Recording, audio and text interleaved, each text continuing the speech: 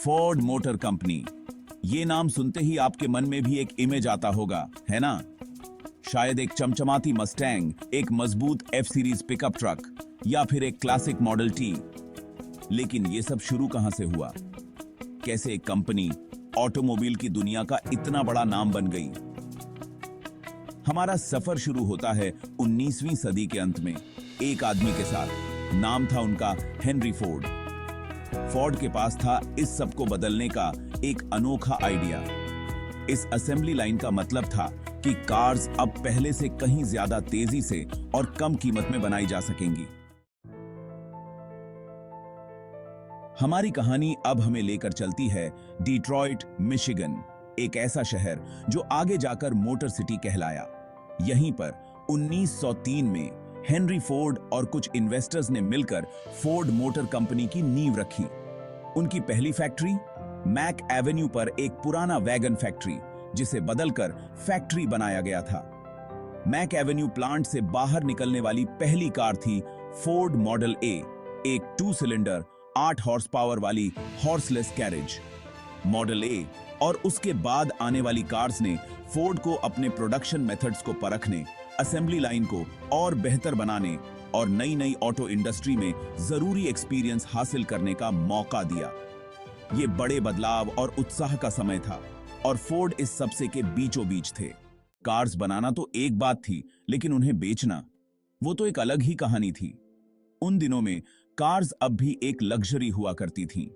Ford जानते थे कि उन्हें एक सस्ती और भरोसेमंद कार बनानी होगी।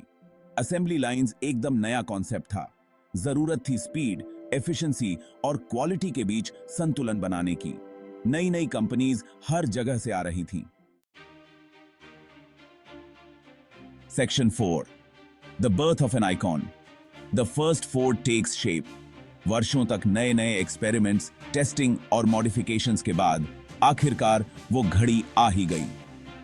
1908 में फोर्ड ने दुनिया के सामने पेश की मॉडल टी, एक ऐसी कार जिसने पूरी दुनिया को हमेशा के लिए बदल दिया। ये बस एक और कार नहीं थी, ये वो कार थी जिसने अमेरिका और दुनिया के एक बड़े हिस्से को पहियों पर दौड़ा दिया।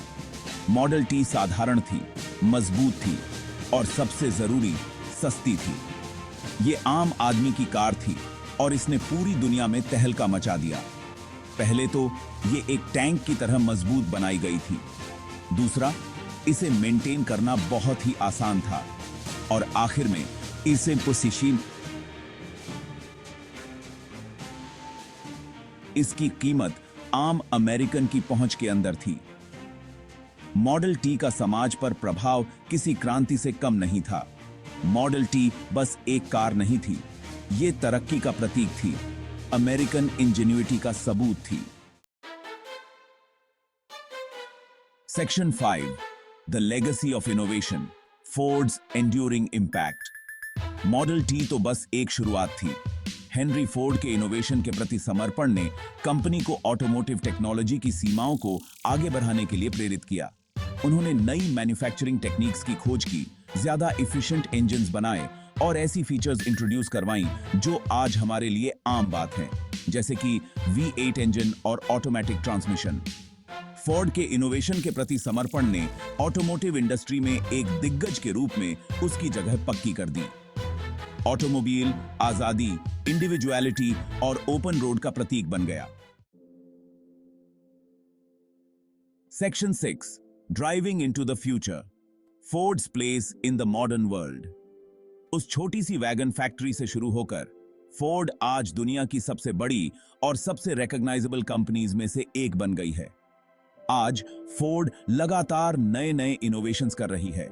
फ्यूल एफिशिएंट हाइब्रिड से लेकर पावरफुल ट्रक्स तक तरह तरह के व्हीकल्स बना रही है और साथ ही ऑटोनोमस ड्राइविंग और सस्टेनेबल मोबिलिटी में भी नित्य नए आयाम स्थापित कर रही है।